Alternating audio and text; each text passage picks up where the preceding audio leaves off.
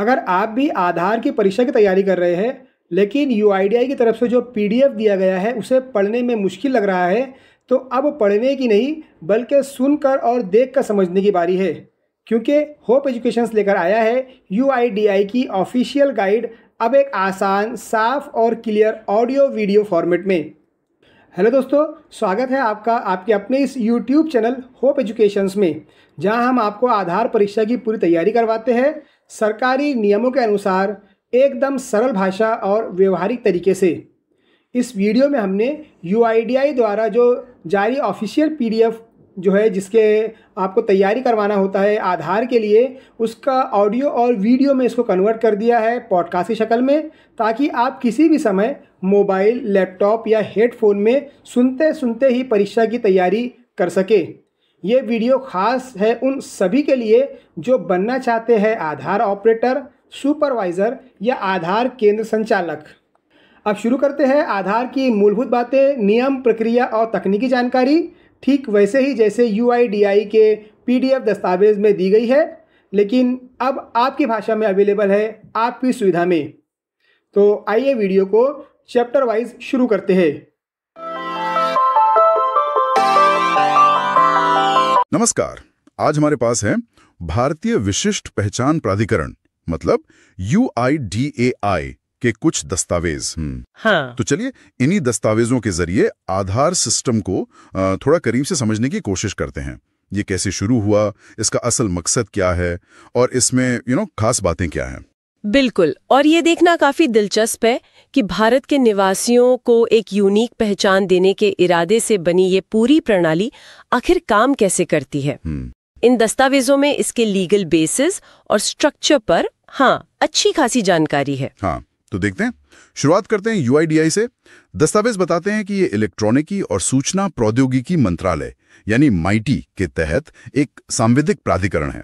ये सांविधिक प्राधिकरण, इसका क्या मतलब हुआ यहाँ? इसका मतलब है कि इसे संसद के एक कानून आधार एक्ट 2016 के जरिए बनाया गया था। ये एक्ट 12 जुलाई 2016 से लागू हुआ।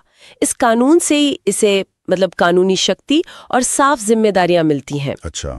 हालांकि इसकी नींव असल में 28 जनवरी 2009 की एक सरकारी अधिसूचना से पड़ गई थी। तब ये योजना आयोग के अंडर था। ओह अच्छा, पहले योजना आयोग। हाँ, जो अब नीति आयोग है। बाद में 12 सितंबर 2015 को इसे नीति इलेक्ट्रॉनिकी और सूचना प्रौद्योगिकी मंत्रालय के अधीन लाया गया। ओके, तो कानूनी तौर पर इसे 2016 में एक ठोस आधार मिला। अब आते हैं बेसिक सवाल पर, आधार असल में है क्या? देखिए, ये सिर्फ एक 12 अंकों का नंबर नहीं है। जैसा कि दस्तावेज साफ बताते हैं, ये भारत के निवासियों को दी जाने वाली एक विशिष्ट पहचान संख्या है। इसके जरिए पहचान और पते का प्रमाण कहीं भी कभी भी ऑनलाइन वेरीफाई किया जा सकता है।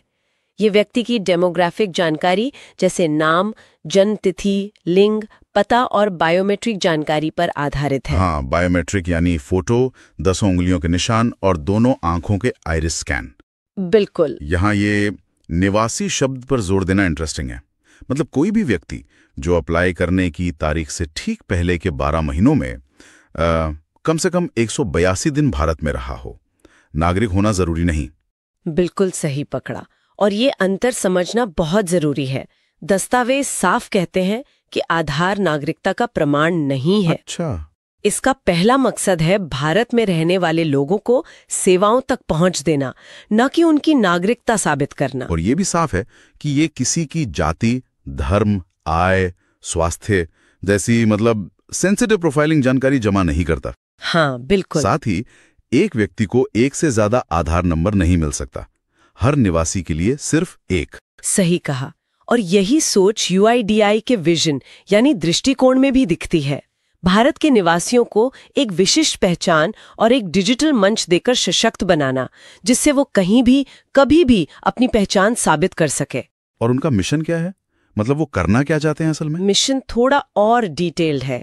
दस्तावेजों के हिसाब से वो अच्छी गवर्नेंस, समावेशी विकास और असरदार सर्विस डिलीवरी के लिए आधार को प्राइमरी आइडेंटिफायर के तौर पर बढ़ावा देना चाहते सकते हैं। इसका मतलब हुआ निवासियों को समय पर आधार देना, नकली और डुप्लीकेट पहचान खत्म करना, सेवाओं तक पहुंच आसान और पारदर्शी बनाना, और सबसे जरूरी, लोगों की जानकारी की प्राइवेसी और सुरक्षा पक्की करना। अच्छा, वो इनोवेशन और टेक्नोलॉजी के बुनियादी ढांचे को बनाए रखने पर भी जोर देते हैं। इन मकसदों को पूरा करने के लिए कुछ मूल सिद्धांत मतलब कोर वैल्यूज भी बताए गए हैं, जैसे अखंडता, समावेशी राष्ट्र निर्माण, पारदर्शिता।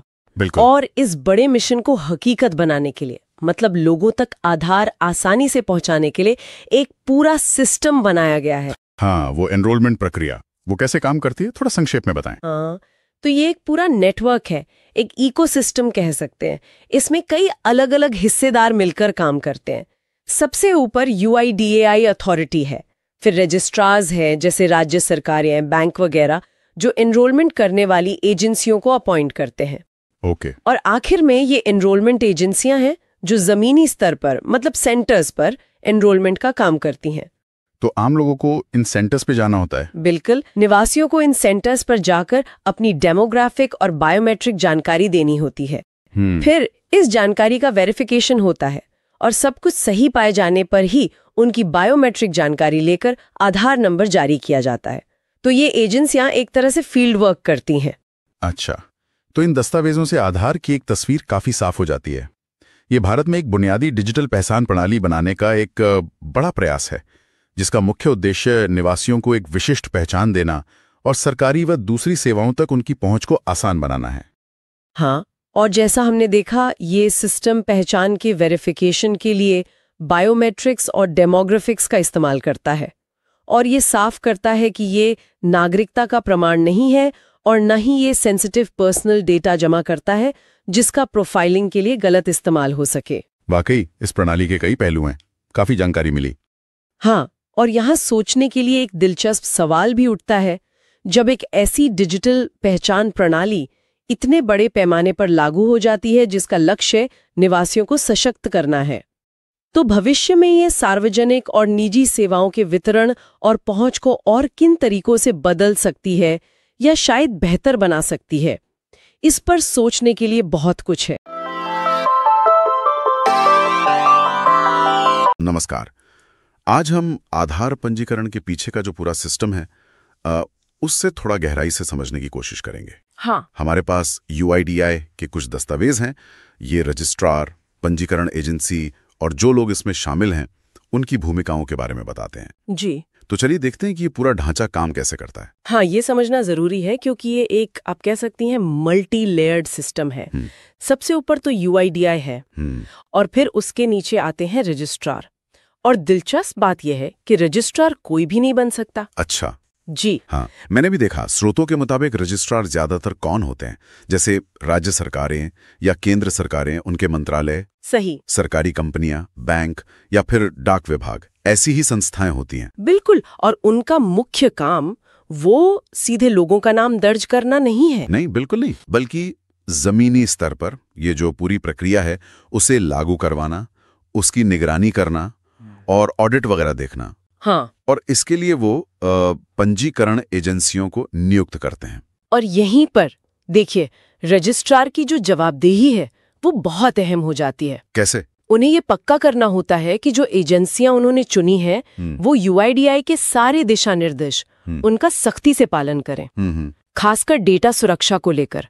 मतलब ये सुनिश्चित करना कि निवासियों से जो जानकारी ली गई है उसका कहीं और इस्तेमाल ना हो। अच्छा, ये सिर्फ एक फॉर्मेलिटी नहीं है, ये पूरे सिस्टम के भरोसे की बुनियाद है। सही बात है। तो मतलब रजिस्ट्रार खुद काम नहीं करते, वो काम करवाते हैं। हाँ, मोटे तौर पर कह सकते हैं। तो फिर ये पंजीकरण एजेंसियां कौन है, इनका क्या रोल है? ये वो संस्थाएं हैं जिन्हें प्राधिकरण मतलब UIDAI उनकी तकनीकी और वित्तीय क्षमता देखकर पैनल में शामिल करता है। अच्छा, यही एजेंसियां हैं जो असल में जमीन पर नामांकन केंद्र खोलती हैं और चलाती हैं। तो सारा जमीनी काम इनके जिम्मे है? काफी हद तक। केंद्र चलाना, जो कर्मचारी हैं जैसे सुपरवाइजर, ऑपरेटर, उनकी नियुक्ति करना, वो भी प्रमाणित होने चाहिए। हाँ, प्रमाणन की बात भी है। बिल्कुल। और सही उपकरण इस्तेमाल करना, UIDAI का जो सॉफ्टवेयर है, जो प्रक्रियाएं हैं, उनका पालन हो, ये सब इनकी जिम्मेदारी है। ट्रेनिंग भी देनी होती है। और इन कर्मचारियों में आपने सुपरवाइजर का जिक्र किया, ये एक अहम भूमिका लगती है। बहुत अहम। सुपरवाइजर बनने के लिए भी कुछ शर्तें हैं शायद? जी हाँ, बिल्कुल स्पष्ट शर्तें हैं। जैसे उम्र कम से कम 18 साल होनी चाहिए, ठीक है। 10+2 पास हो, हालांकि ग्रेजुएशन हो तो और अच्छा, कंप्यूटर की जानकारी होनी चाहिए। हाँ, वो तो जरूरी होगा। और हाँ, उनका खुद का आधार नंबर बना होना चाहिए और एक परीक्षा भी पास करनी होती है जो सर्टिफिकेशन एजेंसी लेती है। एक चीज मुझे काफी दिलचस्प लगी कि सुपरवाइजर से ये उम्मीद की जाती है कि उसे UIDAI की वेबसाइट पर जो भी ट्रेनिंग मटेरियल है, हाँ, वो सब पता होना चाहिए, पढ़ा हुआ होना चाहिए। जी। और ये दिखाता है कि UIDAI चाहता है कि नियमों की समझ सिर्फ ऊपर तक न रहे, बल्कि जमीनी स्तर पर भी हो। सुपरवाइजर ही है जो केंद्र के रोज के काम देखता है, डेटा का बैकअप लेता है, ऑडिट में मदद करता है, और जो लोग दस्तावेज जमा करते हैं उनकी क्वालिटी जांच करता है। अच्छा, क्वालिटी जांच। तो यहीं पर शायद वो सत्यापन करता है या वेरीफायर की भूमिका आती है। बिल्कुल, यहीं से वेरीफायर का काम जुड़ता है। हाँ, ये वेरीफायर कौन होते हैं? इन्हें रजिस्ट्रार नियुक्त करते हैं, है ना? जी, रजिस्ट्रार द्वारा नियुक्त होते हैं, और इनका काम ये पक्का करना है कि जो भी पहचान पत्र POI, पते का प्रमाण POA, जन्मतिथि DOB या संबंध का प्रमाण POR दिया गया है वो मान्य हो, और सबसे जरूरी कि ओरिजिनल दस्तावेज से उसका मिलान किया गया हो। ओरिजिनल देखना जरूरी है, बहुत जरूरी। और इसके नियम भी काफी बारीक हैं। जैसे नाम के आगे श्री या श्रीमती जैसे शब्द तभी लगेंगे जब वो ओरिजिनल डॉक्यूमेंट में नाम का ही हिस्सा हो। अच्छा, ऐसे नहीं लगा सकते? नहीं।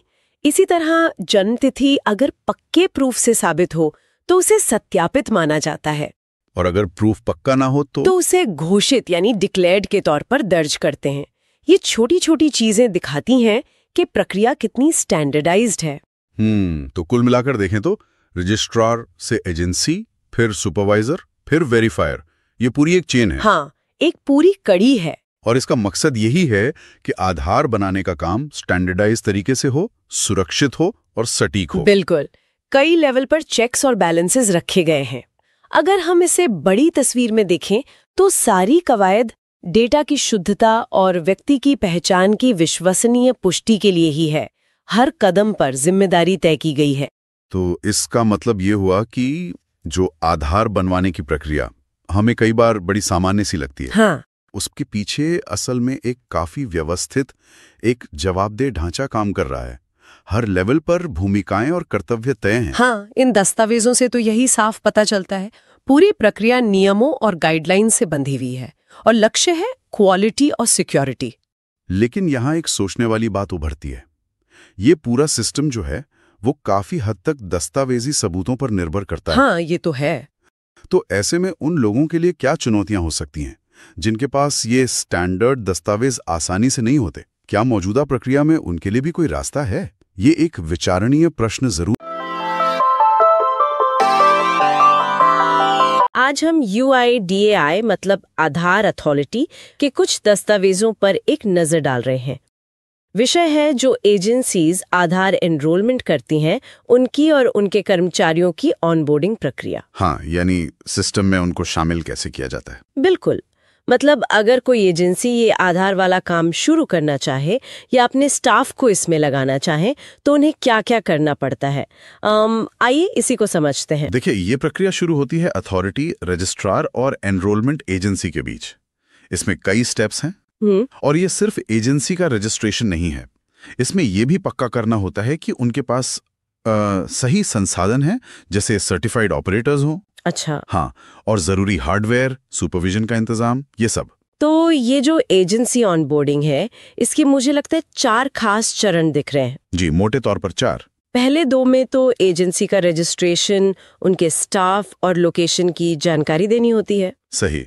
और जैसा आपने कहा, उन्हें ये साबित भी करना पड़ता है कि हाँ भाई, हमारे पास सर्टिफाइड लोग हैं, मशीनें हैं, सुपरवाइजर्स हैं। बिल्कुल। फिर आता है तीसरा चरण जो काफी अहम है। कौन सा? इसमें एनरोलमेंट एजेंसी रजिस्ट्रार के साथ मिलकर एक प्लान बनाती है।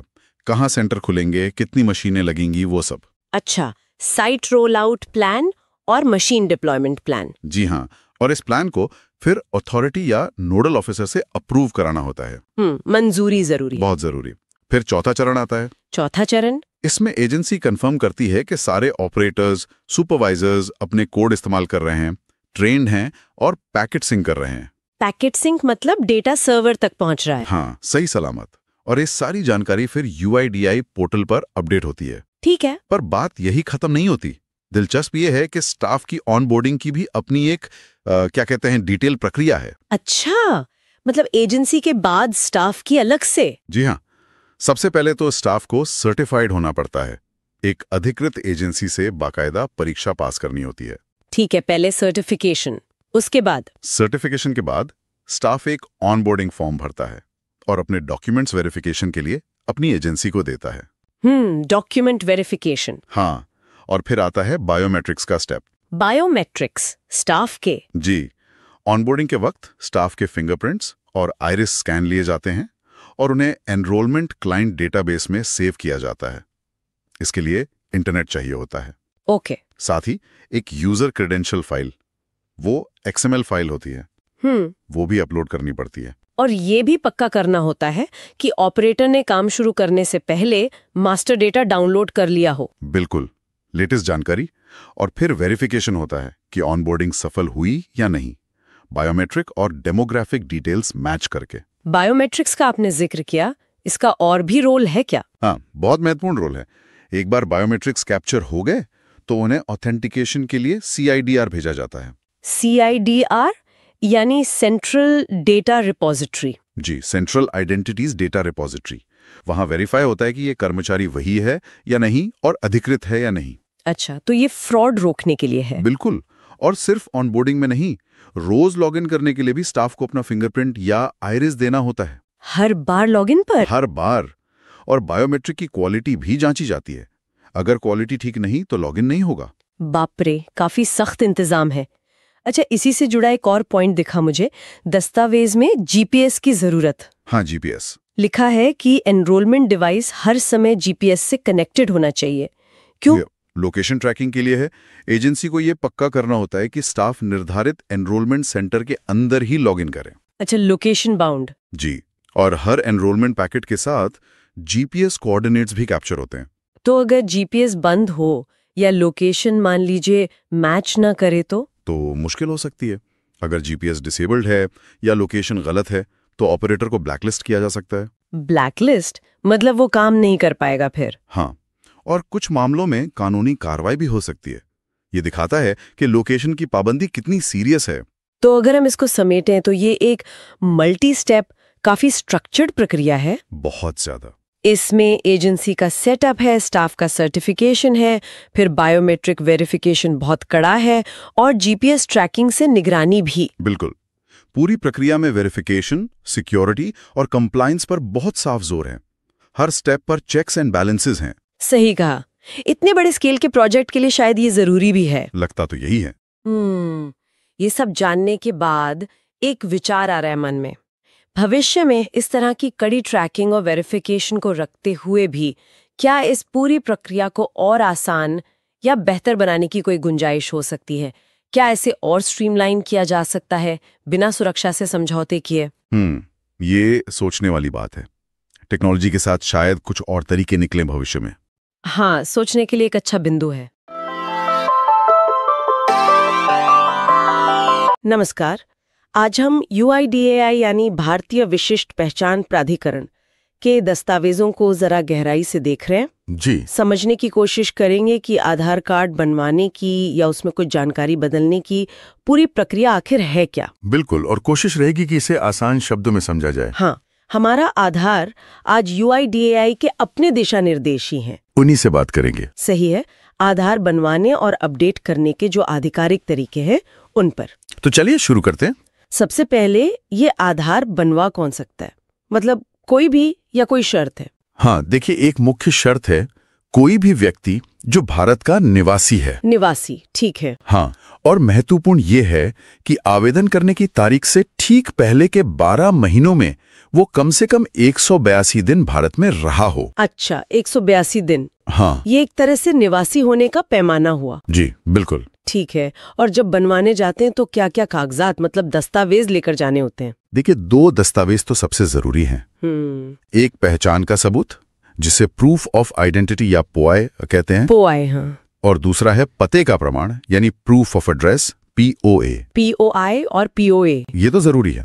और जन्म तिथि का DOB प्रूफ। वो वैकल्पिक है, मतलब अगर आपके पास है और आप देना चाहें तो दे सकते हैं, जरूरी नहीं है। लेकिन सोचिए, अगर किसी के पास ये POI या POA वाले दस्तावेज पूरे ना हों, ऐसा तो हो सकता है। हाँ, बिल्कुल हो सकता है। तो फिर उनका क्या, वो आधार नहीं बनवा सकते? नहीं, उनके लिए भी UIDAI ने व्यवस्था की है। 2 खास तरीके हैं। अच्छा। एक है परिचयकर्ता आधारित पंजीकरण। Introducer based. परिचयकर्ता, ये कौन होते हैं? परिचयकर्ता मतलब जिन्हें रजिस्ट्रार नियुक्त करता है, जैसे कोई सरकारी कर्मचारी हो सकते हैं, स्थानीय निकाय के सदस्य, पोस्टमैन, शिक्षक, डॉक्टर, मतलब ऐसे लोग जो आवेदक को जानते हों और उनकी पहचान की पुष्टि कर सकें। अच्छा, ताकि कोई रह ना जाए। और दूसरा है परिवार के मुखिया आधारित पंजीकरण, हेड ऑफ फैमिली, यानी HOF बेस्ड। इसमें परिवार का मुखिया, जिनके पास अपने दस्तावेज हैं, वो परिवार के दूसरे सदस्यों के लिए पुष्टि कर सकते हैं जिनके पास दस्तावेज नहीं है। ये तो काफी सोचा समझा इंतजाम लगता है। जी, समावेशन के लिए जरूरी है। अच्छा, अब मान लीजिए कोई पंजीकरण केंद्र गया, दस्तावेज वगैरह सब ठीक है, तो वहाँ क्या क्या जानकारी ली जाती है? हाँ, तो वहाँ मुख्य रूप से 2 तरह की जानकारी दर्ज होती है। एक तो है बायोमेट्रिक जानकारी। बायोमेट्रिक मतलब उंगलियों के निशान वगैरह? हाँ, बिल्कुल। इसमें आपकी चेहरे की एक तस्वीर ली जाती है, फोटो, ठीक है। फिर दोनों हाथों की 10 उंगलियों के निशान और दोनों आंखों की पुतलियों यानी आइरिस का स्कैन। 10 उंगलियां और दोनों आंखें, ये तो काफी पक्की पहचान हो गई। जी, यही इसका आधार है। हर किसी का बायोमेट्रिक अलग होता है। और दूसरी तरह की जानकारी? दूसरी आपकी जनसांख्यिकीय जानकारी, डेमोग्राफिक्स। जैसे आपका नाम, आपका पता, लिंग, जन्म तिथि, मोबाइल नंबर और ईमेल आईडी भी मांगा जाता है, पर वो देना वैकल्पिक है। देना जरूरी नहीं, पर शायद दे देना बेहतर है अपडेट्स वगैरह के लिए। हाँ, बिल्कुल। सलाह यही दी जाती है कि दे दें। लेकिन एक बात ध्यान रखने वाली है। क्या? UIDA आपकी जाति, धर्म, आय, स्वास्थ्य या ऐसी कोई भी संवेदनशील जानकारी नहीं पूछता है। अच्छा, ये स्पष्ट करना जरूरी था। और बच्चों का क्या? छोटे बच्चों के लिए भी यही प्रक्रिया है? नहीं, उसमें थोड़ा फर्क है। अगर बच्चा 5 साल से कम उम्र का है, हाँ, तो उसके बायोमेट्रिक्स यानी उंगलियों के निशान और आइरिस स्कैन नहीं लिए जाते। अच्छा, क्यों? क्योंकि वो उस उम्र में स्थिर नहीं होते, बदलते रहते हैं। तो सिर्फ बच्चे की फोटो ली जाती है और उसका आधार उसके माता पिता में से किसी एक के आधार के साथ लिंक कर दिया जाता है। ठीक है, तो बायोमेट्रिक्स कब लिए जाते हैं? जब बच्चा 5 साल का हो जाता है, तब उस समय उसके सारे बायोमेट्रिक्स, उंगलियों के निशान, आइरिस और ताज़ा फोटो, ये सब अपडेट करवाना अनिवार्य होता है। अनिवार्य मतलब जरूरी है करवाना? जी हाँ, बिल्कुल अनिवार्य। मैंडेटरी बायोमेट्रिक अपडेट कहते हैं इसे। और फिर शायद 15 साल की उम्र में दोबारा? एकदम सही, 5 साल पर और फिर दोबारा 15 साल की उम्र में। ये दोनों अपडेट करवाने ही पड़ते हैं। समझ गया। तो ये तो हो गई पहली बार आधार बनवाने की पूरी प्रक्रिया। जी, पर जिंदगी तो बदलती रहती है। लोग घर बदलते हैं, मोबाइल नंबर बदल जाता है, कभी नाम की स्पेलिंग में गलती पता चलती है। हाँ, होता है। तो अगर आधार में दी गई जानकारी बदलनी हो या कोई गलती ठीक करनी हो, तो उसका क्या तरीका है? उसके लिए भी UIDAI ने प्रक्रिया बनाई है। अपडेट करवाने के आप कह सकते हैं 2 मुख्य रास्ते हैं। 2 रास्ते? कौन कौन से? पहला और सबसे आम है किसी भी स्थायी आधार पंजीकरण केंद्र पर जाना, एनरोलमेंट सेंटर। अच्छा, जहां नया बनवाया था वैसे ही किसी सेंटर पर? हाँ, या किसी भी ऑथराइज्ड सेंटर पर। वहां जाकर आपको एक अपडेट फॉर्म भरना होगा। ठीक है। जो भी जानकारी बदलवानी है, मान लीजिए पता बदलवाना है, तो उसके समर्थन में आपको एक वैध दस्तावेज देना होगा, पते का नया प्रमाण। और वहां भी बायोमेट्रिक होगा? हाँ, वहां आपकी पहचान कंफर्म करने के लिए बायोमेट्रिक सत्यापन जरूरी होता है, उंगलियों के निशान या आइरिस से। ठीक है, ये तो हुआ सेंटर जाकर। दूसरा रास्ता क्या है? दूसरा रास्ता है ऑनलाइन। UIDAI का एक सेल्फ सर्विस अपडेट पोर्टल है, SSUP। SSUP? इसका कोई वेब एड्रेस? हाँ, sup.uidai.gov.in। इस पोर्टल के जरिए आप खुद ही कुछ जानकारी अपडेट कर सकते हैं, खासकर अपना पता। अच्छा, घर बैठे ही? जी, लेकिन इसके लिए एक शर्त है। क्या शर्त? आपका मोबाइल नंबर आपके आधार से लिंक होना चाहिए, क्योंकि पोर्टल पर लॉगिन करने या अपडेट करने के लिए OTP यानी 1 टाइम पासवर्ड उसी रजिस्टर्ड मोबाइल नंबर पर आता है। अच्छा, तो मोबाइल लिंक्ड होना जरूरी है। और पता बदलने के लिए भी दस्तावेज अपलोड करना होगा? हाँ हाँ, आपको अपने नए पते के प्रमाण की स्कैन की हुई कॉपी पोर्टल पर अपलोड करनी होती है। और क्या क्या ऑनलाइन बदल सकते हैं? नाम, जन्मतिथि? नहीं, आमतौर पर नाम, जन्मतिथि, लिंग, मोबाइल नंबर, ईमेल आईडी या बायोमेट्रिक्स अपडेट करवाने के लिए आपको आधार केंद्र ही जाना पड़ता है। ऑनलाइन मुख्य रूप से पते के लिए है। समझ गया। मतलब सुविधा तो है, पर हर चीज ऑनलाइन नहीं होती। सही, सुरक्षा कारणों से भी ऐसा है। और ये अपडेट कब करवाने चाहिए? मतलब क्या कोई नियम है? देखिए, बच्चों के लिए वो 5 और 15 साल वाले अपडेट तो अनिवार्य हैं ही। हाँ, वो तो याद है। उसके अलावा नियम यही है कि जब भी आपकी कोई जानकारी बदले, जैसे आप घर बदलें या अपना मोबाइल नंबर बदलें, तो आपको जल्द से जल्द उसे आधार में अपडेट करवा लेना चाहिए। या अगर कोई गलती दिखे? हाँ, या अगर आपको लगे कि आपके नाम, जन्मतिथि या पते में कोई गलती दर्ज हो गई है, तो उसे भी फौरन ठीक करवा लें। क्यों? मतलब क्या फर्क पड़ता है? फर्क पड़ता है। आजकल बहुत सी सरकारी योजनाओं और निजी सेवाओं के लिए आधार जरूरी है। अगर आपकी जानकारी सही नहीं होगी, तो आपको उन सेवाओं का लाभ उठाने में दिक्कत आ सकती है। वेरिफिकेशन फेल हो सकता है। बात तो सही है। सही जानकारी रखना जरूरी है। बिल्कुल। और कुछ खास स्थितियां भी होती हैं, जैसे आधार को निष्क्रिय करना वगैरह। उनकी भी अपनी प्रक्रियाएं हैं, जो यूआईडीआई के दिशा निर्देशों में विस्तार से दी गई हैं। ठीक है। तो अगर हम पूरी बातचीत का सार निकालें संक्षेप में, हाँ, तो आधार बनवाने के लिए पहली बात, भारत का निवासी होना जरूरी है, और वो 182 दिन वाली शर्त। दूसरी बात, पहचान और पते का प्रमाण देना होता है, पीओआई, पीओए। बिल्कुल। और जिनके पास ये नहीं है, उनके लिए परिचयकर्ता या परिवार के मुखिया वाला रास्ता है। हाँ, वो भी। और तीसरी अहम चीज, बायोमेट्रिक्स, फोटो, उंगलियों के निशान, आइरिस स्कैन।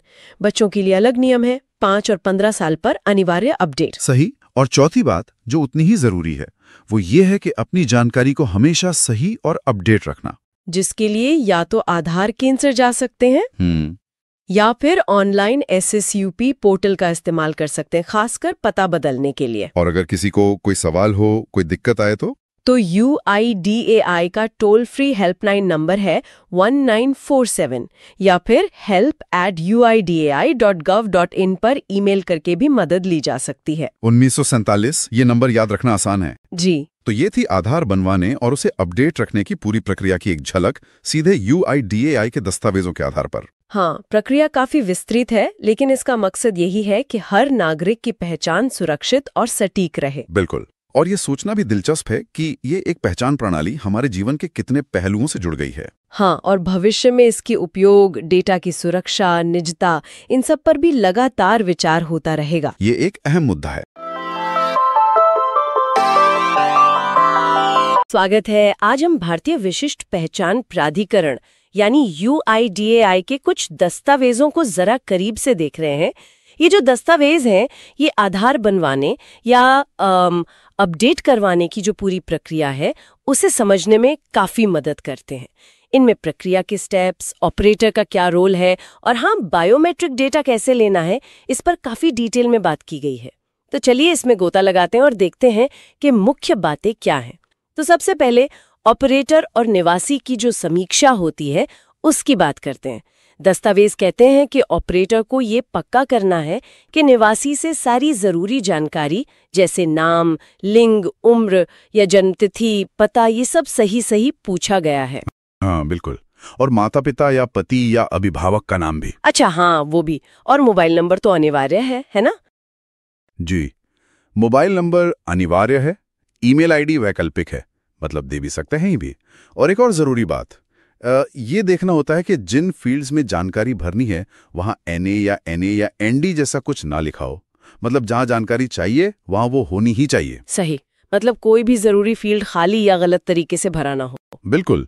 और फॉर्म भरने के बाद निवासी से कंफर्म भी करवाना है कि भाई देख लो, सब जानकारी सही है या नहीं।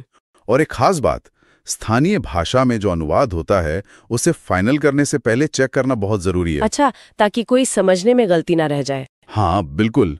नाम या पते में जरा सी गलती भी बाद में दिक्कत दे सकती है। सही कहा। तो ये तो हो गई जानकारी भरने की बात। इसके बाद आता है बायोमेट्रिक्स, जो शायद सबसे अहम हिस्सा है। हाँ, कह सकते हैं।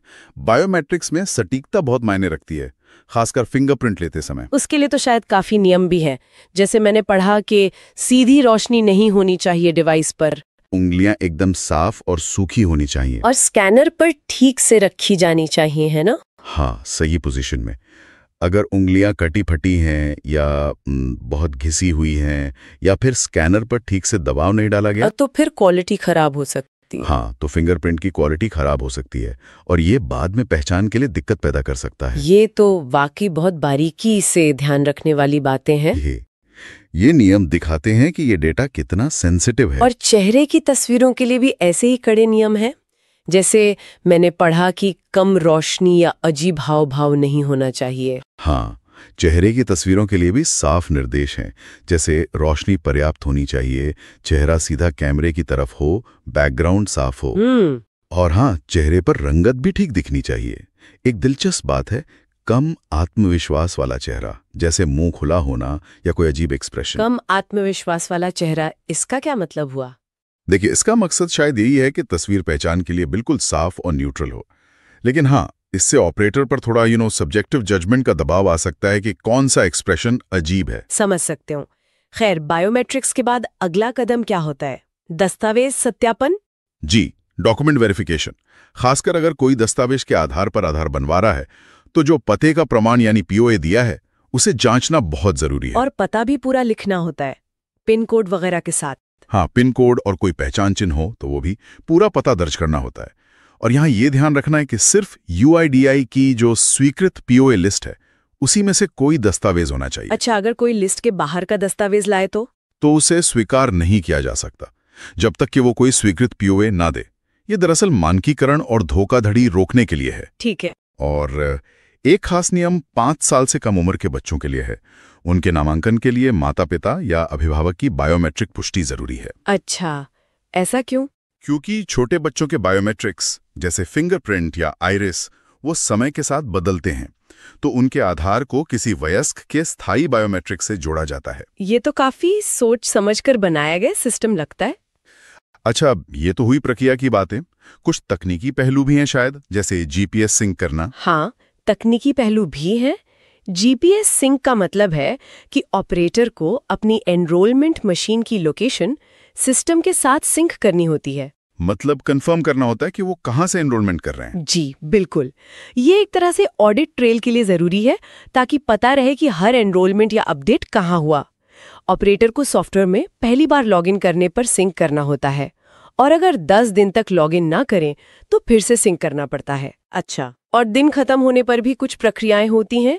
आपने ईओडी समीक्षा और पैकेट सिंक का जिक्र किया था। हाँ, ईओडी यानी एंड ऑफ डे समीक्षा, मतलब दिन भर के काम को जांचना। ऑपरेटर को देखना होता है कि सारा डेटा सही से कैप्चर हुआ है या नहीं, और फिर पैकेट बनाना होता है। जी, सभी एनरोलमेंट या अपडेट के डेटा के सिक्योर बंडल, जिन्हें पैकेट कहते हैं, वो बनाए जाते हैं। फिर इन पैकेट्स को यूआईडीआई के सर्वर पर भेजा जाता है।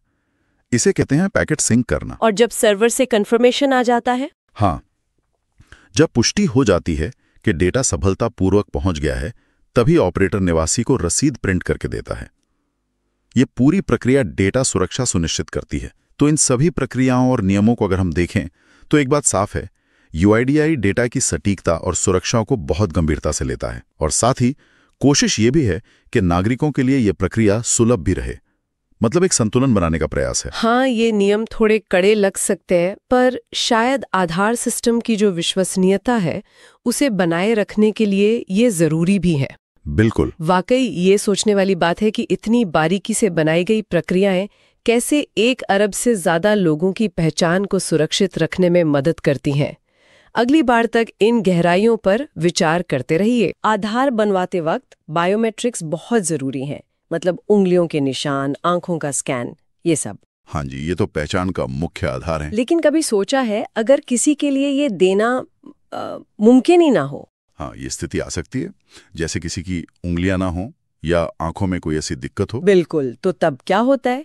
आज हम इसी पर बात करेंगे कि यूआईडीएआई यानी भारतीय विशिष्ट पहचान प्राधिकरण इन अपवादों, मतलब एक्सेप्शन से कैसे निपटता है। हाँ, ये जानना जरूरी है। और देखिए, हमारी ये सारी जानकारी यूआईडीएआई के ही दस्तावेज से है, अपवाद प्रबंधन। जी, एक्सेप्शन हैंडलिंग। तो चलिए गहराई से समझते हैं कि ये प्रक्रिया काम कैसे करती है, इन चुनौतियों से कैसे निपटा जाता है। बिल्कुल। तो पहली चुनौती लेते हैं उंगलियों के निशान, फिंगरप्रिंट्स। कई बार दिक्कत आती है। हाँ, जैसे हमने स्रोत में तस्वीरें भी देखी हैं, उंगलियां कटी हुई हैं या शायद पट्टी बंधी है, या कभी कभी उंगलियां होती ही नहीं है। तो ऐसी हालत में क्या होता है? क्या नामांकन रुक जाता है? नहीं, रुकता नहीं है। यूआईडीआई के पास इसके लिए साफ दिशा निर्देश है। अच्छा, क्या है वो? देखिए, सबसे पहले तो जो ऑपरेटर हैं उन्हें सॉफ्टवेयर में ये बताना होता है कि ये एक अपवाद है, एक्सेप्शन है। ओके। सिस्टम में दर्ज करना होता है। हाँ, और ये भी बताना होता है कि कौन सी उंगली या कौन सा हाथ प्रभावित है। ठीक है, ये तो हो गया नोट करने का काम। फिर जितनी भी उंगलियां ठीक हैं, मतलब जिनके निशान लिए जा सकते हैं जी, उनके निशान लिए जाते हैं। अच्छा, तो जो संभव है वो तो कर ही लेते हैं। बिल्कुल। और एक और जरूरी चीज, स्थिति की पुष्टि के लिए ना दोनों हाथों की तस्वीर ली जाती है। हाँ, वो मैंने तस्वीरों में देखा था, दोनों हाथ ऐसे सामने रखकर। माँ, वो तस्वीर सिर्फ रिकॉर्ड के लिए नहीं है, वो एक विजुअल सबूत है। अच्छा, सबूत किस चीज का? सबूत इस बात का कि हाँ, वाकई में निशान लेना संभव क्यों नहीं था। ये धोखाधड़ी रोकने में मदद करता है, और बाद में अगर कोई ऑडिट हो तो उसके लिए भी ये जरूरी है। समझ गई। तो ये सिर्फ नोट करने से ज्यादा है, ये प्रक्रिया को सुरक्षित भी बनाता है। अच्छा, अब आंखों की बात करते हैं। Iris scan. हाँ, आंखों की पुतली का स्कैन। इसमें भी तो दिक्कतें आ सकती हैं। कोई आंखें खुली ना रख पाए, या आंख पर पट्टी हो, या कोई और मेडिकल वजह हो सकती है। बिल्कुल, आंखों के मामले में भी मिलती जुलती प्रक्रिया है। अच्छा, कैसे? अगर एक या दोनों आंखों का आइरिस स्कैन नहीं हो पा रहा, वजह कोई भी हो, पट्टी, चोट, बीमारी, तो इसे सिस्टम में दर्ज किया जाता है। ठीक है, दर्ज कर लिया। पर यहाँ एक खास बात है, निवासी से पुष्टि ली जाती है। पुष्टि मतलब उनसे पूछा जाता है? हाँ, सिस्टम पूछता है कि क्या आप इस अपवाद के साथ आगे बढ़ना चाहते हैं। अरे वाह, ये तो पारदर्शिता के लिए अच्छा है। व्यक्ति को पता होता है कि क्या हो रहा है। बिल्कुल, उनकी सहमति जरूरी है। और अगर सिर्फ एक आंख में दिक्कत हो तो? हाँ, ये भी तो हो सकता तो है। फिर दूसरी आंख का स्कैन लेने की पूरी कोशिश की जाती है। अच्छा, यानी एक आंख का तो ले ही लेंगे अगर मुमकिन हुआ तो। हाँ जी, और सॉफ्टवेयर में फिर ये साफ साफ लिखा जाता है कि एक आंख का स्कैन अपवाद की वजह से नहीं लिया जा सका। और यहाँ भी निवासी की पुष्टि ली जाती होगी। बिल्कुल, फिर से पुष्टि ली जाती है। कमाल है। मतलब सिस्टम ऐसा बनाया गया है कि वो इन मुश्किलों को समझता है और फिर भी नामांकन पूरा करने का रास्ता निकालता है। हाँ, और सिर्फ रास्ता निकालना ही नहीं, ये जो दिशा निर्देश है ना, ये दिखाते हैं कि इतने बड़े पैमाने पर जो पहचान प्रणाली बनी है, हाँ, उसे समावेशी मतलब इंक्लूसिव बनाने की कोशिश की गई है। कोशिश ये है कि शारीरिक भिन्नताएं या सीमाएं किसी को सिस्टम से बाहर न कर दें। सही बात है।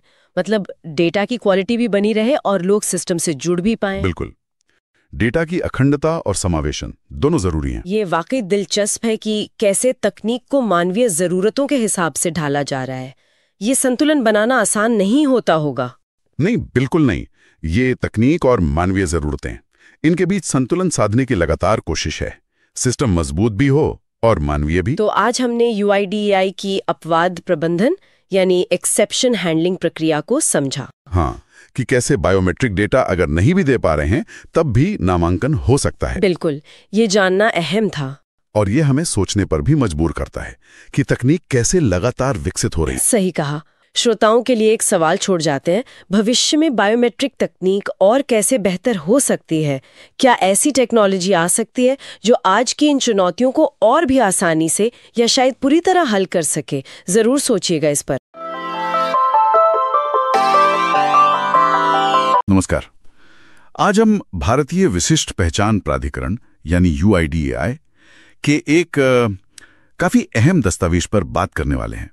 ये है अध्याय 7 और ये खास तौर पर आधार पंजीकरण और जो अपडेट्स होते हैं उनकी क्वालिटी बनाए रखने के लिए जो गाइडलाइंस हैं उस पर है।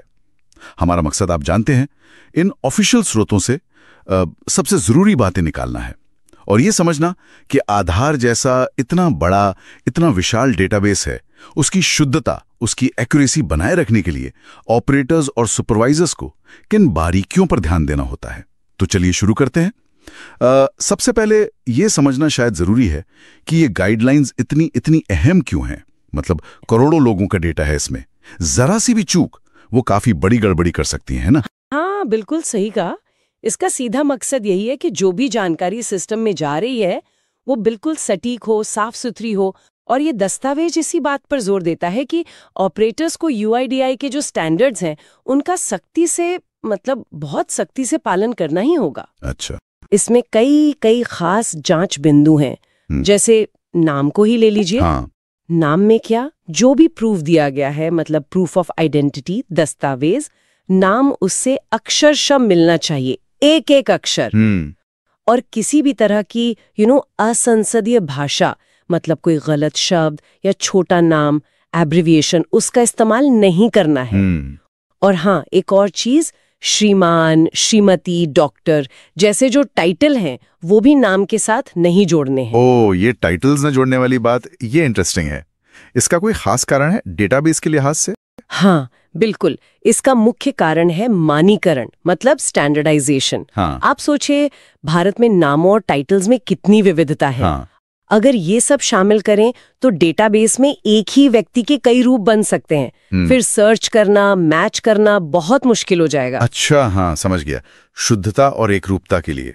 एग्जैक्टली। और इसी तरह जो स्थानीय भाषा है और अंग्रेजी है, उसमें नाम का लिप्यांतरण यानी ट्रांसलिटरेशन, वो भी बिल्कुल मैच होना चाहिए, वर्तनी की कोई गड़बड़ी नहीं। सही है। और पते के मामले में भी ऐसी बारीकियां होंगी फिर?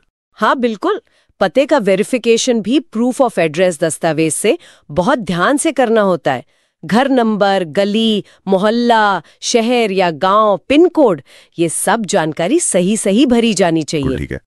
और यहाँ भी वही लिप्यांतरण वाली बात, स्थानीय भाषा और अंग्रेजी में वो मेल खाना बहुत जरूरी है। आप सोचिए, अगर पता थोड़ा भी गलत दर्ज हो गया तो सरकारी योजनाओं का लाभ या जरूरी चिट्ठियां वो सही जगह कैसे पहुंचेंगी? ये तो है, बात तो सही है। अच्छा, अब जरा फोटो की बात करते हैं। अक्सर हम देखते हैं या लोग शिकायत करते हैं कि आधार कार्ड पर फोटो बहुत अच्छी नहीं आती। क्या इसके लिए भी कड़े नियम हैं? हाँ, नियम तो है, बिल्कुल है। फोटो यूआईडीआई की गाइडलाइंस के मुताबिक होनी चाहिए, न तो बहुत गहरी मतलब डार्क, और न ही बहुत ज्यादा चमकदार ब्राइट। चेहरा बिल्कुल साफ दिखना चाहिए, पहचानने लायक। और सबसे दिलचस्प बात यह है कि फोटो किसी पुरानी हार्ड कॉपी फोटो से या मॉनिटर से या मोबाइल की स्क्रीन से या किसी पोस्टर से नहीं ली जा सकती। अच्छा। हाँ, ये एक लाइव तस्वीर होनी चाहिए, मतलब उसी समय खींची हो। ओ, ये लाइव तस्वीर वाली शर्त, ये शायद धोखाधड़ी रोकने के लिए होगी, ताकि कोई किसी और की फोटो ना लगा दे। निश्चित रूप से, बिल्कुल। ये पक्का करता है कि जिस व्यक्ति का आधार बन रहा है वो खुद वहां मौजूद है। इससे किसी और की पहचान इस्तेमाल करने का जो खतरा है वो कम हो जाता है। अब देखिए, नाम और फोटो की बारीकियां तो हैं ही, पर असली चुनौती शायद दस्तावेजों को जांचने में आती होगी ऑपरेटर्स को, है ना? हाँ, लगता तो है। ऑपरेटर्स को ये कैसे पक्का करना होता है कि जो दस्तावेज दिए जा रहे हैं वो सही हैं, मान्य हैं? इसके लिए भी नियम काफी स्पष्ट है। ऑपरेटर को ये देखना होता है कि निवासी ने जो दस्तावेज जमा किए हैं, पहली बात वो यूआईडीएआई की जो स्वीकृत सूची है, अप्रूव्ड लिस्ट, उसमें शामिल हो और मान्य हो, वैलिड हो। ठीक है। कुछ आम कारण हैं जिनसे दस्तावेज रिजेक्ट हो सकते हैं, जैसे अगर दस्तावेज उस स्वीकृत सूची में ही नहीं है, या फिर अगर पहचान का प्रमाण पीओआई या पते का प्रमाण पीओए दस्तावेज में नाम या फोटो गायब है, जैसा भी जरूरी हो। स्कैनिंग पर भी खास ध्यान देना होता है। दस्तावेजों को पूरा और साफ स्कैन करना जरूरी है, कुछ धुंधला या कटा हुआ नहीं। अगर वोटर आईडी कार्ड जैसा कोई दस्तावेज है जिसके दोनों तरफ जानकारी होती है, तो दोनों तरफ स्कैन करना पड़ सकता है। अच्छा।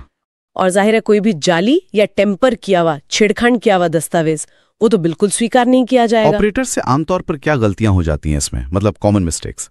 हाँ, होती हैं। कुछ आम गलतियां हैं, जैसे गलत टाइप के दस्तावेज को पीओआई, पीओए या जन्म तिथि के प्रूफ के तौर पर इस्तेमाल कर लेना। कभी कभी खराब क्वालिटी के स्कैन अपलोड हो जाते हैं जो पढ़े नहीं जा सकते। या फिर वही लिप्यंतरण की गलतियां, हिंदी से अंग्रेजी या अंग्रेजी से हिंदी में। और अगर ये नियम तोड़े जाते हैं तो सिर्फ डेटा खराब होने का ही डर है, या ऑपरेटर के लिए भी कोई नतीजा होता है? नहीं, नतीजा गंभीर हो सकता है ऑपरेटर के लिए भी। ओह हाँ, बार बार या अगर कोई बड़ी गलती की है तो ऑपरेटर को ब्लैकलिस्ट तक किया जा सकता है। ब्लैकलिस्ट मतलब वो फिर काम नहीं कर पाएंगे? बिल्कुल। ये सिर्फ एक सजा नहीं है, बल्कि ये पूरी प्रणाली के भरोसे को, उसकी इंटेग्रिटी को बनाए रखने का एक तरीका है। आप सोचिए, एक ऑपरेटर की लापरवाही से कितने लोगों की जानकारी गलत हो सकती है। बात तो सही है। नियमों की बारीकी का अंदाजा आप इसी बात से लगाइए कि दस्तावेज में ये भी लिखा है कि नाम में उर्फ मतलब एलियस या निकनेम, उसका इस्तेमाल नहीं करना है, सिर्फ ऑफिशियल नाम ही दर्ज होगा। बाप रे, ये तो काफी डिटेल्ड है। हाँ। तो कुल मिलाकर इसका मतलब ये हुआ कि आधार डेटा की शुद्धता सुनिश्चित करने की ये जो पूरी प्रक्रिया है, ये वाकई बहुत विस्तृत और सख्त है। ऑपरेटर्स पर एक बहुत बड़ी जिम्मेदारी है कि वो हर छोटी बड़ी बात का ध्यान रखें। हाँ बिल्कुल। और ये हमें एक अहम सवाल पर लाता है कि इतने कड़े दिशा निर्देशों और जांच के बावजूद आधार जैसी विशाल प्रणाली में मानवीय त्रुटि, ह्यूमन एरर की गुंजाइश तो थोड़ी बहुत रहती है। हाँ, वो तो है। तो भविष्य में टेक्नोलॉजी और मानवीय निगरानी, मतलब ह्यूमन ओवरसाइट, इसके बीच ऐसा क्या संतुलन बनाया जा सकता है जिससे इन गलतियों को और भी कम किया जा सके? ये सोचने वाली बात है ना। नमस्कार। आज हम भारतीय विशिष्ट पहचान प्राधिकरण यानी UIDAI के एक काफी अहम दस्तावेज पर बात करने वाले हैं। यह है अध्याय 7 और ये खास तौर पर आधार पंजीकरण और जो अपडेट्स होते हैं उनकी क्वालिटी बनाए रखने के लिए जो गाइडलाइंस हैं उस पर है। हमारा मकसद आप जानते हैं, इन ऑफिशियल स्रोतों से सबसे जरूरी बातें निकालना है और ये समझना कि आधार जैसा इतना बड़ा, इतना विशाल डेटाबेस है, उसकी शुद्धता, उसकी एक्यूरेसी बनाए रखने के लिए ऑपरेटर्स और सुपरवाइजर्स को किन बारीकियों पर ध्यान देना होता है। तो चलिए शुरू करते हैं। सबसे पहले ये समझना शायद जरूरी है कि ये गाइडलाइंस इतनी अहम क्यों हैं। मतलब करोड़ों लोगों का डेटा है, इसमें जरा सी भी चूक वो काफी बड़ी गड़बड़ी कर सकती है ना। हाँ बिल्कुल सही कहा। इसका सीधा मकसद यही है कि जो भी जानकारी सिस्टम में जा रही है वो बिल्कुल सटीक हो, साफ सुथरी हो। और ये दस्तावेज इसी बात पर जोर देता है कि ऑपरेटर्स को UIDAI के जो स्टैंडर्ड्स हैं उनका बहुत सख्ती से पालन करना ही होगा। अच्छा। इसमें कई खास जांच बिंदु हैं। जैसे नाम को ही ले लीजिए। हाँ। नाम में क्या, जो भी प्रूफ दिया गया है, मतलब प्रूफ ऑफ आइडेंटिटी, दस्तावेज, नाम उससे अक्षरशः मिलना चाहिए, एक एक अक्षर। और किसी भी तरह की असंसदीय भाषा, मतलब कोई गलत शब्द या छोटा नाम, एब्रिविएशन, उसका इस्तेमाल नहीं करना है। और हाँ, एक और चीज, श्रीमान, श्रीमती, डॉक्टर जैसे जो टाइटल हैं वो भी नाम के साथ नहीं जोड़ने हैं। ओह, ये टाइटल्स न जोड़ने वाली बात, ये इंटरेस्टिंग है। इसका कोई खास कारण है डेटाबेस के लिहाज से? हाँ बिल्कुल। इसका मुख्य कारण है मानीकरण, मतलब स्टैंडर्डाइजेशन। हाँ। आप सोचिए, भारत में नामों और टाइटल्स में कितनी विविधता है। हाँ। अगर ये सब शामिल करें तो डेटाबेस में एक ही व्यक्ति के कई रूप बन सकते हैं। फिर सर्च करना, मैच करना बहुत मुश्किल हो जाएगा। अच्छा, हाँ समझ गया। शुद्धता और एकरूपता के लिए। एग्जैक्टली। और इसी तरह जो स्थानीय भाषा है और अंग्रेजी है, उसमें नाम का लिप्यांतरण यानी ट्रांसलिटरेशन, वो भी बिल्कुल मैच होना चाहिए, वर्तनी की कोई गड़बड़ी नहीं। सही है। और पते के मामले में भी ऐसी बारीकियां होंगी फिर? हाँ बिल्कुल। पते का वेरिफिकेशन भी प्रूफ ऑफ एड्रेस दस्तावेज से बहुत ध्यान से करना होता है। घर नंबर, गली, मोहल्ला, शहर या गांव, पिन कोड, ये सब जानकारी सही भरी जानी चाहिए। ठीक है। और यहाँ भी वही लिप्यांतरण वाली बात, स्थानीय भाषा और अंग्रेजी में वो मेल खाना बहुत जरूरी है। आप सोचिए, अगर पता थोड़ा भी गलत दर्ज हो गया तो सरकारी योजनाओं का लाभ या जरूरी चिट्ठियां वो सही जगह कैसे पहुंचेंगी? ये तो है, बात तो सही है। अच्छा, अब जरा फोटो की बात करते हैं।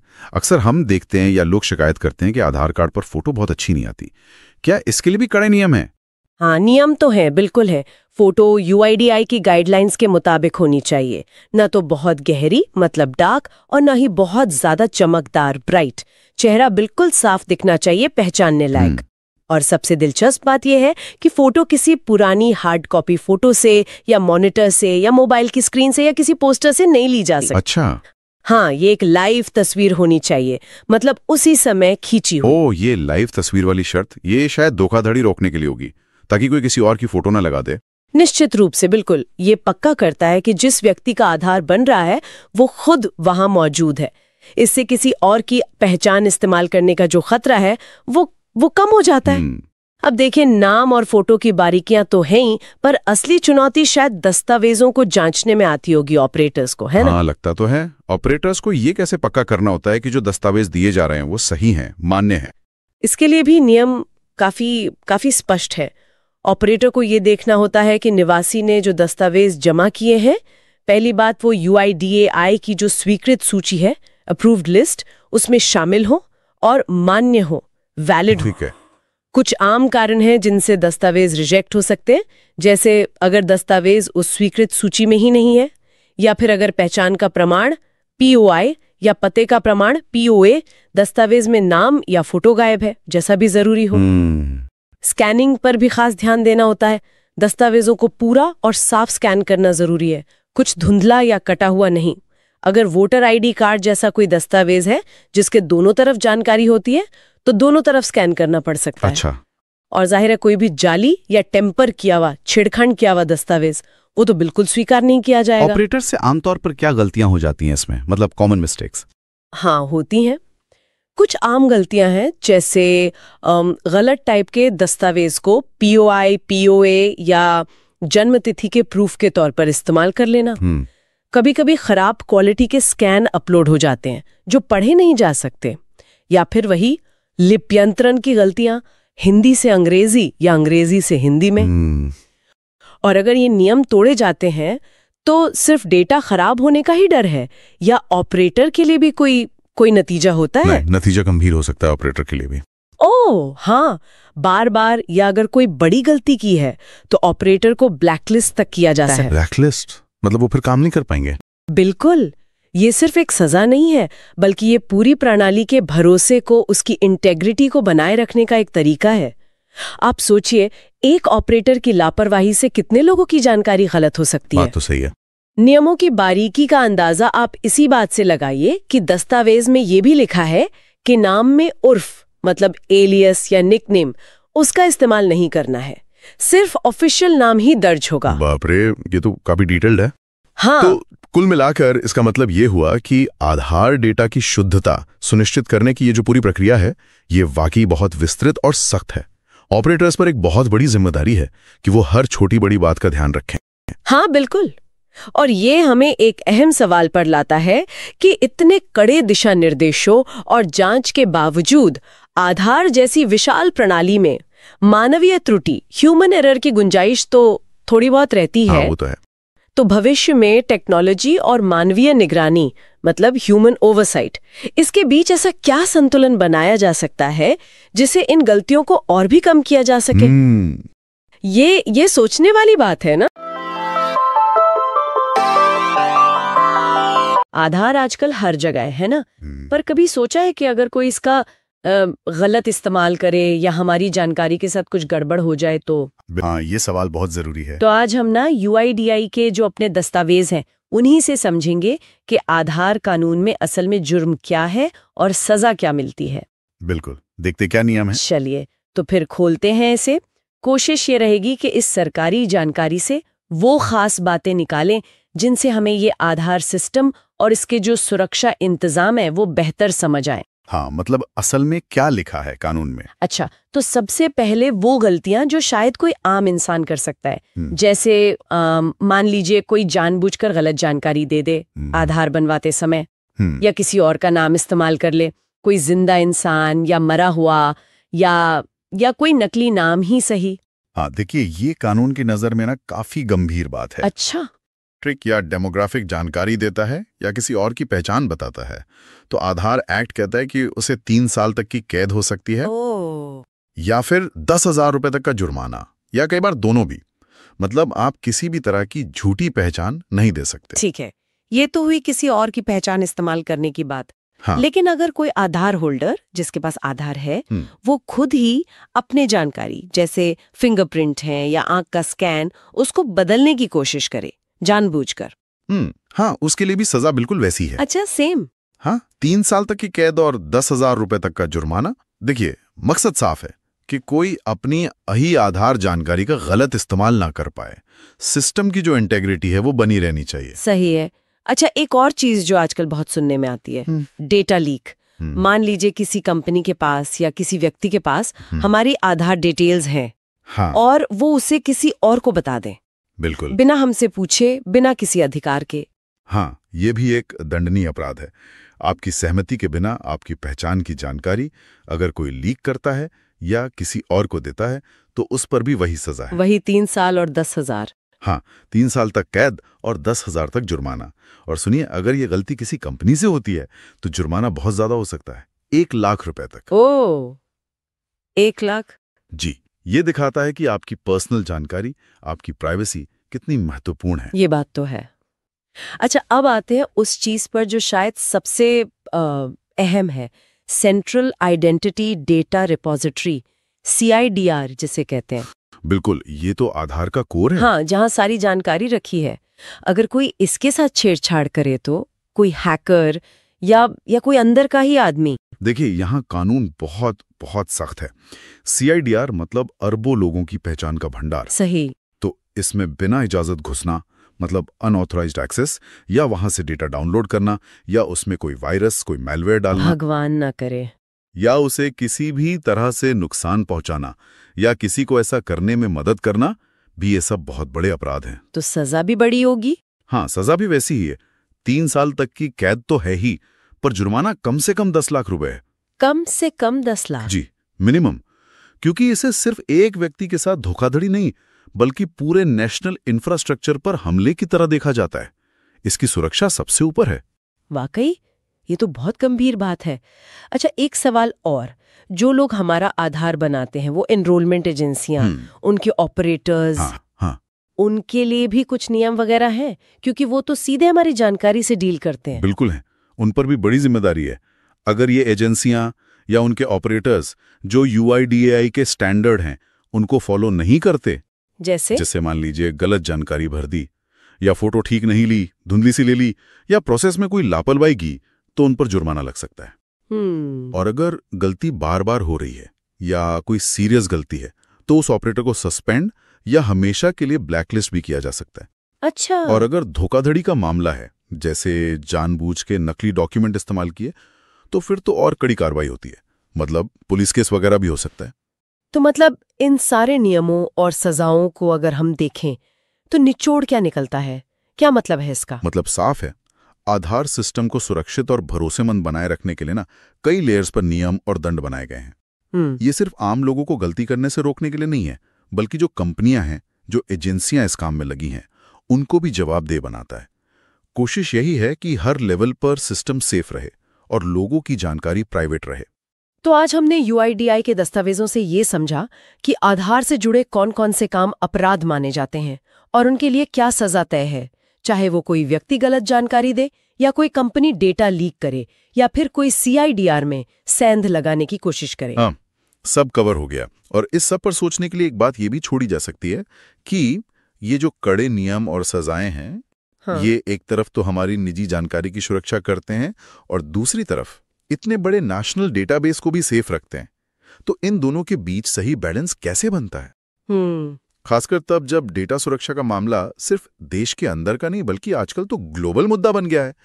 ये सोचने वाली बात।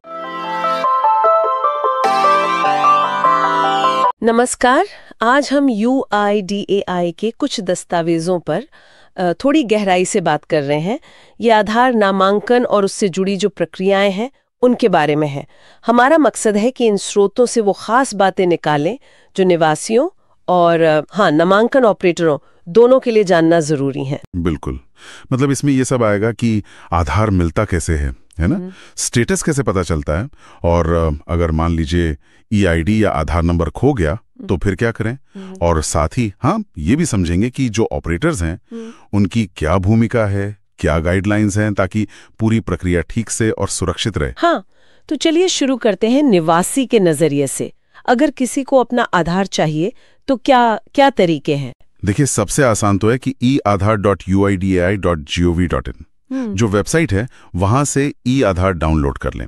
अगर वो नहीं कर सकते तो फिर किसी भी परमानेंट एनरोलमेंट सेंटर, मतलब PEC, वहां जाकर प्रिंट ले सकते हैं। और हाँ, हेल्पलाइन भी है 1947, या फिर ईमेल कर दें help@uidai.gov.in पर। अच्छा, ईमेल और हेल्पलाइन भी है। हाँ, और एक SMS वाला भी कुछ था शायद। हाँ, बिल्कुल, एक SMS सेवा भी है। 51969 पर एक खास फॉर्मेट में SMS भेजना होता है। ठीक है, और बनने में कितना समय लग जाता है? ये सवाल अक्सर लोग पूछते हैं। हाँ, ये पूछते हैं।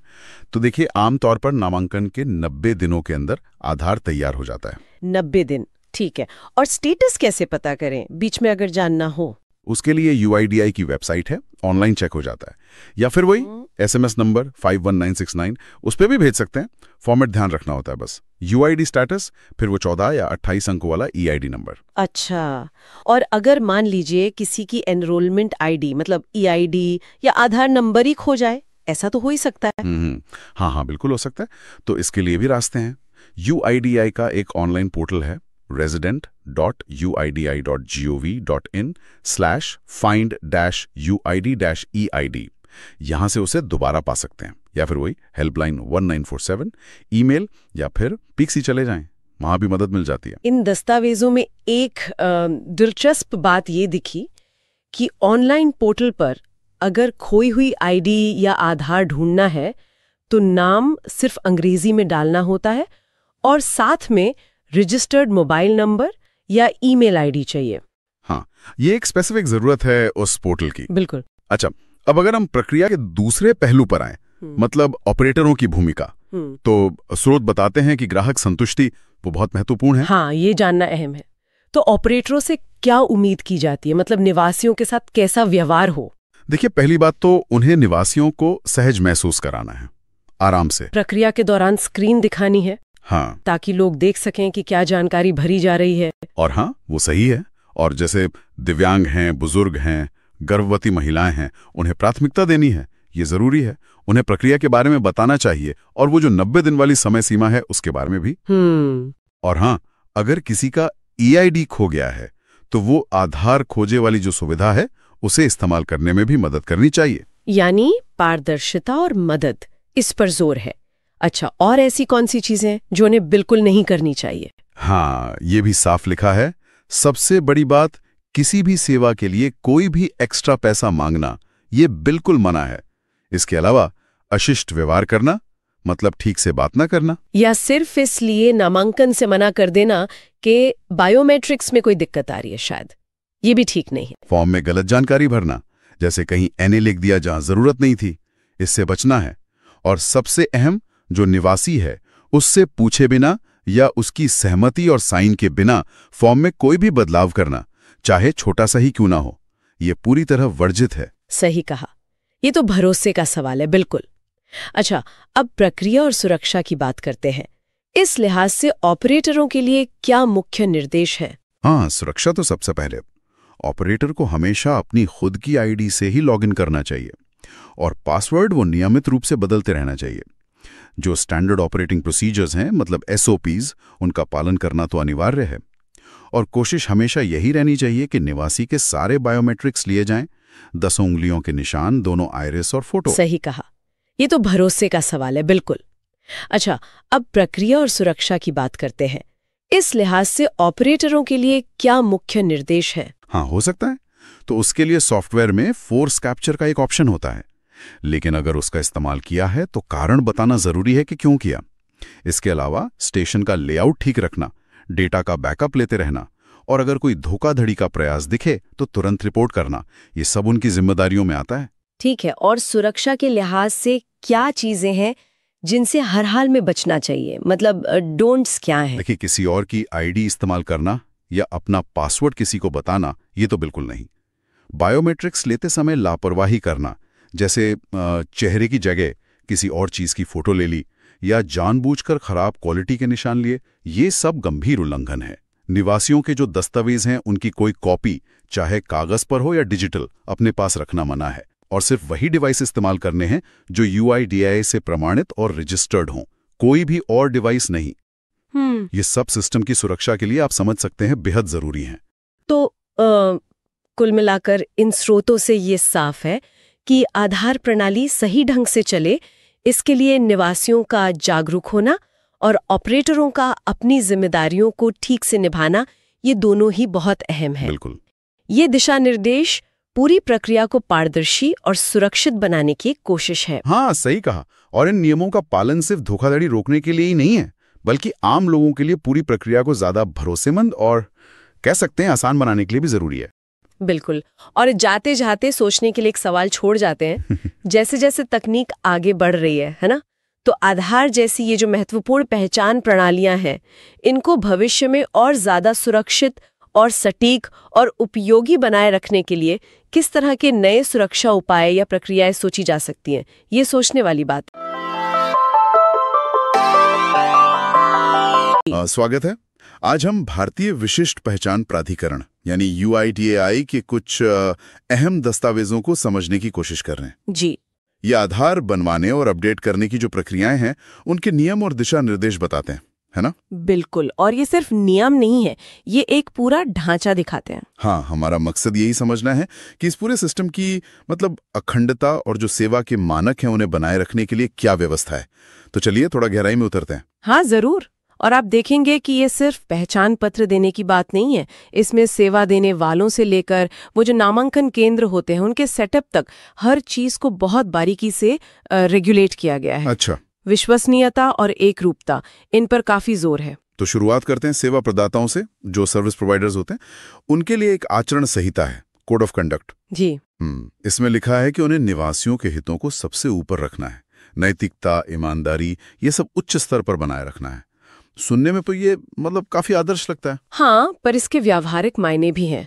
देखिए, उनसे उम्मीद की जाती है कि वो पूरी सावधानी और पेशेवर तरीके से काम करें। और सबसे जरूरी चीज है गोपनीयता। ये बिल्कुल साफ है कि किसी भी निवासी की जानकारी बिना उनकी मर्जी या किसी कानूनी जरूरत के किसी और को नहीं दी जा सकती। ये तो बहुत अहम है। बिल्कुल। और सिर्फ इतना ही नहीं, जैसे कोई गलत जानकारी देना या सिस्टम का आप कह सकते हैं गलत इस्तेमाल करना, ऐसी अनधिकृत गतिविधियों पर भी सख्त पाबंदी है। और अगर कोई ऐसा करता है तो कार्रवाई का प्रावधान है, नियम तोड़ने पर सजा हो सकती है। ठीक है, तो ये तो ही प्रोवाइडर्स की बात। अब आते हैं नामांकन केंद्रों पर, जहां हम और आप जैसे लोग जाते हैं आधार बनवाने या ठीक करवाने। इनके लिए तो मैंने देखा है बहुत लंबी चेकलिस्ट है। हाँ, काफी विस्तृत है। मतलब लैपटॉप कैसा हो, बायोमेट्रिक डिवाइस कौन सा इस्तेमाल करना है, इंटरनेट कनेक्शन सुरक्षित होना चाहिए, और यहाँ तक कि केंद्र में रैंप है या नहीं, पीने का पानी, बैठने की जगह, फर्स्ट एड किट भी। हाँ, और महिला आवेदकों के लिए अलग महिला सहायक या वॉलंटियर तक का जिक्र है। ये तो कमाल है। हाँ, ये मानीकरण बहुत जरूरी है। सोचिए, पूरे देश में हजारों केंद्र हैं। सही बात है। अगर हर जगह अलग अलग तरीके से काम होगा तो जो डेटा इकट्ठा हो रहा है उसकी गुणवत्ता में और लोगों को मिलने वाली सुविधा में बहुत फर्क आ जाएगा। तो इस चेकलिस्ट का मकसद यही है कि आप चाहे किसी बड़े शहर में जाएं या छोटे गांव में, आपको एक जैसी सुरक्षित और मतलब सुलभ सुविधा मिले। और इसमें वो सुरक्षा वाली बातें भी हैं, जैसे बिजली के उपकरणों की सेफ्टी, आग बुझाने के यंत्र। जी हाँ, स्वास्थ्य और सुरक्षा मानक भी शामिल हैं।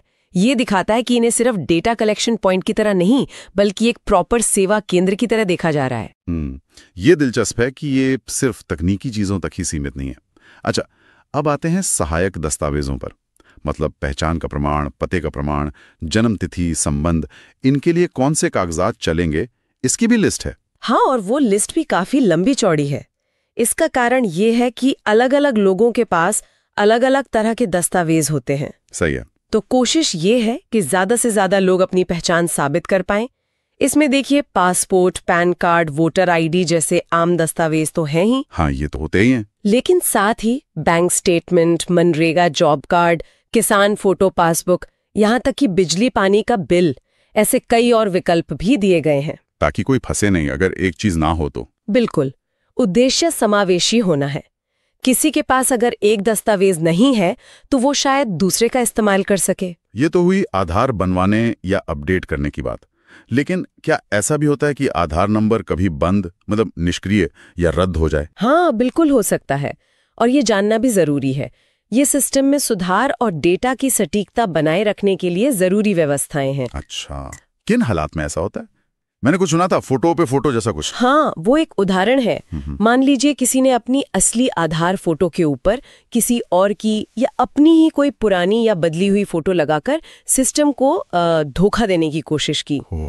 या फिर जैसे अगर किसी बच्चे का आधार 5 साल की उम्र से पहले बना था और फिर जब वो 5 साल का हुआ और दोबारा 15 साल का हुआ तो उसे बायोमेट्रिक अपडेट कराना जरूरी होता है। हाँ, वो तो अनिवार्य है। अगर वो अपडेट नहीं कराया गया तो आधार अस्थायी तौर पर निष्क्रिय मतलब डीएक्टिवेट हो सकता है, या फिर जानबूझकर गलत बायोमेट्रिक जानकारी देना या धोखाधड़ी से आधार बनवाना, ये सब भी रद्दीकरण का आधार बन सकते हैं। अच्छा, आपने दो शब्द इस्तेमाल किए, निष्क्रिय और रद्द, डीएक्टिवेशन और कैंसिलेशन। हाँ, इनमें क्या फर्क है? ये समझना जरूरी है। देखिए, निष्क्रियता यानी डीएक्टिवेशन ज्यादातर मामलों में अस्थायी होती है, जैसे वो बायोमेट्रिक अपडेट वाला केस। हाँ, बिल्कुल। जैसे ही आप अपडेट करा लेंगे वो आधार फिर से एक्टिव हो जाएगा। लेकिन रद्दीकरण यानी कैंसिलेशन वो ज्यादा गंभीर और स्थायी कदम है। अच्छा, ये तब होता है जब ये पक्के तौर पर साबित हो जाए कि नियमों का मतलब गंभीर उल्लंघन हुआ है। जैसे मान लीजिए पता चले कि एक ही व्यक्ति को गलती से या धोखाधड़ी करके एक से ज्यादा आधार नंबर मिल गए हैं। तो डुप्लीकेट आधार। जी, ऐसे में जो डुप्लीकेट नंबर होते हैं उन्हें रद्द कर दिया जाता है ताकि एक व्यक्ति एक आधार का जो मूल सिद्धांत है वो बना रहे। और अथॉरिटीज इन मामलों की पूरी जांच भी करती हैं। ये सारे उपाय डेटाबेस को साफ सुथरा और भरोसेमंद रखने के लिए बहुत जरूरी हैं। तो कुल मिलाकर अगर हम देखें, इन सारे दस्तावेजों से यही तस्वीर उभरती है कि ये जो आधार का पूरा ऑपरेशन है, ये काफी जटिल और बहुस्तरीय प्रक्रिया है। हाँ, इसमें कई परतें हैं और इसे चलाने के लिए एक विस्तृत कानूनी ढांचा है जिसमें नैतिक व्यवहार, तयशुदा प्रक्रियाएं, डेटा की सुरक्षा और गलतियों को सुधारने के तरीके सब शामिल हैं। बिल्कुल। सर्विस प्रोवाइडर के कोड ऑफ कंडक्ट से लेकर केंद्र में क्या-क्या सुविधाएं होनी चाहिए, कौन से उपकरण लगेंगे, कौन से दस्तावेज मान्य होंगे और अगर कोई गड़बड़ी होती है तो उसे कैसे ठीक किया जाएगा, हर चीज के लिए नियम है। सही कहा। निश्चित रूप से। और ये पूरा ढांचा इसीलिए बनाया गया है ताकि ये कितनी बड़ी और महत्वपूर्ण प्रणाली व्यवस्थित तरीके से चल सके, नागरिकों का डेटा सुरक्षित रहे और आधार की पहचान पत्र के रूप में जो विश्वसनीयता है वो बनी रहे। पारदर्शिता और जवाबदेही लाने का भी एक प्रयास है। तो अंत में एक सवाल मन में आता है सोचने के लिए कि ये जो इतने विस्तृत नियम और मानक कागजों पर मौजूद हैं, ये असल में जमीन पर आधार बनवाने या अपडेट कराने वाले एक आम नागरिक के अनुभव को कितना और कैसे प्रभावित करते होंगे? हाँ, ये एक अहम सवाल है। और दूसरा ये कि देश भर में जो इतने सारे केंद्र फैले हुए हैं, उन सब पर इन कड़े मानकों को एक समान रूप से लागू करने में मतलब क्या व्यवहारिक चुनौतियां आती होंगी, इस पर शायद हमें सोचना चाहिए। नमस्कार, आज हम UIDAI यानी भारतीय विशिष्ट पहचान प्राधिकरण के कुछ दस्तावेजों को समझने की कोशिश कर रहे हैं। नमस्कार। ये वो दस्तावेज हैं जो बताते हैं कि करोड़ों लोगों का आधार नामांकन करने के लिए जमीनी स्तर पर किस तरह के हार्डवेयर की जरूरत पड़ती है। जी। तो आज का मिशन है ये समझना कि इस आधार एनरोलमेंट किट में आखिर होता क्या-क्या है और इसकी तकनीकी जरूरतें इतनी खास क्यों रखी गई हैं। बिल्कुल। और ये सिर्फ मतलब उपकरणों की एक लिस्ट भर नहीं है, ये देखा जाए तो उस भरोसे और सुरक्षा की बुनियाद है जिस पर आधार जैसा इतना बड़ा सिस्टम टिका हुआ है। आप सोचिए, हर नागरिक का डेटा बिल्कुल सही तरीके से, सुरक्षित तरीके से दर्ज हो पाए, इसके लिए इन मशीनों का एकदम सटीक होना और मानकीकृत होना, मतलब स्टैंडर्डाइज्ड होना कितना जरूरी है। सही कहा। यही मानकीकरण असल में पूरे देश में एक रूपता लाता है। हाँ, ये बात तो है। तो इस किट में है क्या-क्या? मैंने लिस्ट देखी, इसमें लैपटॉप या डेस्कटॉप है, मॉनिटर, एक मल्टीफंक्शन प्रिंटर स्कैनर भी है। हाँ। फोटोग्राफी के लिए एक सफेद पर्दा, खास तरह की फोकस लाइट, फिर आइरिस स्कैनर यानी वो आंख की पुतली स्कैन करने वाली मशीन। जी, iris scanner. Camera, fingerprint scanner, और इसमें तो लोकेशन ट्रैक करने के लिए एक GPS डिवाइस भी शामिल है। ये तो एक तरह से पूरी मोबाइल लैब हो गई। हाँ, कह सकते हैं। और मजे की बात यह है कि हर उपकरण के लिए बहुत ही विशिष्ट मतलब स्पेसिफिक निर्देश दिए गए हैं। अच्छा। जैसे मिसाल के तौर पर लैपटॉप को ही लीजिए, उसमें कम से कम 4 GB DDR3 रैम चाहिए। अब सुनने में शायद आज ये बहुत ज्यादा न लगे। हाँ, आजकल तो इससे ज्यादा होती है। सही। लेकिन सोचिए कि ये मशीनें शायद दूर दराज के गांव में अलग अलग माहौल में बिना किसी दिक्कत के चलनी है। तो 4 GB रैम, 500 GB की हार्ड डिस्क और ऑपरेटिंग सिस्टम भी फिक्स है, Windows 10 प्रोफेशनल। ओके। और साथ में ये भी कि 3 साल की ऑन साइट वारंटी होनी चाहिए।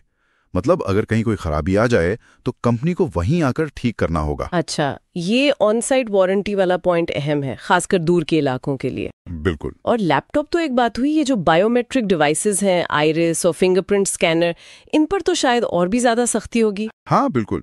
इनके लिए STQC सर्टिफिकेशन अनिवार्य है, मतलब ये सर्टिफाइड होने ही चाहिए। ये STQC सर्टिफिकेशन, ये क्या होता है एग्जैक्टली?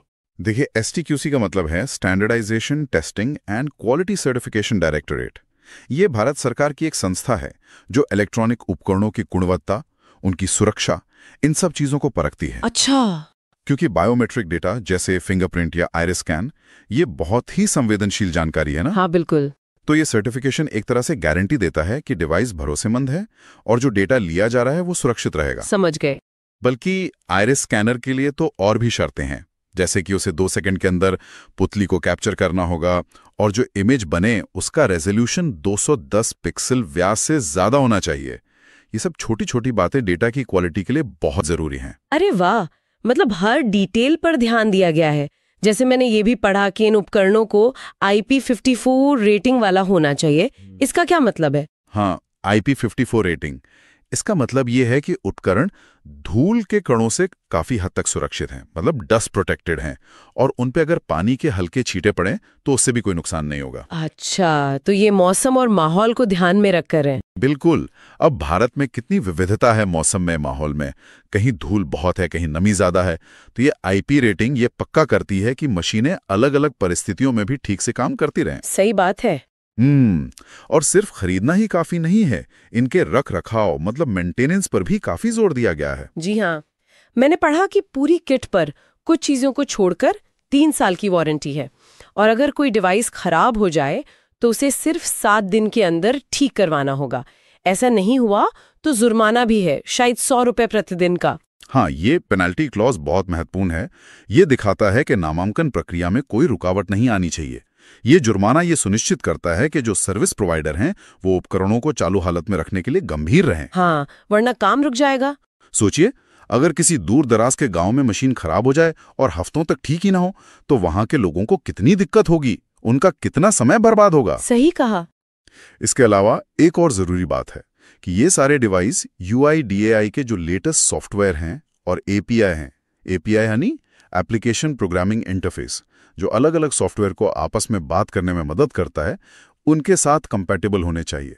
मतलब सॉफ्टवेयर अपडेट हो तो डिवाइस भी उसे सपोर्ट करें। ओके, तो टेक्नोलॉजी के साथ कदम मिलाकर चलना जरूरी है, और इन सब सख्त शर्तों के साथ कीमत पर भी एक सीमा लगाई गई है ना?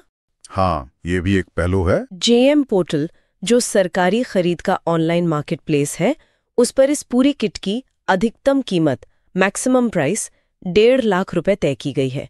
इससे ज्यादा महंगी किट स्वीकार ही नहीं की जाएगी। जी, ये एक बहुत बड़ी चुनौती होती है।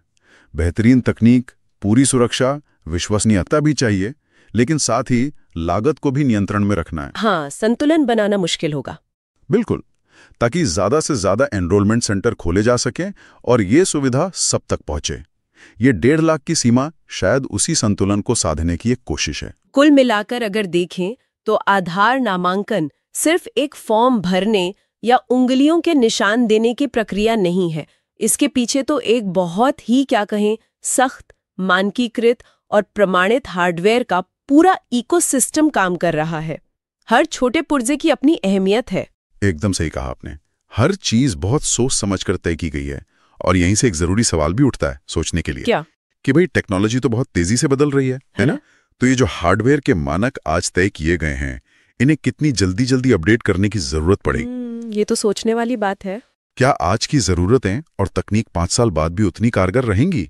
और अगर अपग्रेड करना पड़ा तो आधार जैसे राष्ट्रव्यापी इतने बड़े सिस्टम में हार्डवेयर को अपग्रेड करना, ये अपने आप में कितनी बड़ी लॉजिस्टिकल मतलब सामान पहुंचाने की और आर्थिक चुनौती होगी। हाँ, ये वाकई एक बड़ा सवाल है जिस पर शायद भविष्य में और विचार करने की जरूरत पड़ेगी। आपने अभी जो सुना वो सिर्फ एक अध्याय नहीं, वो एक जिम्मेदारी की शुरुआत थी, क्योंकि आधार प्रणाली में काम करना सिर्फ नौकरी नहीं, एक राष्ट्र सेवा भी है।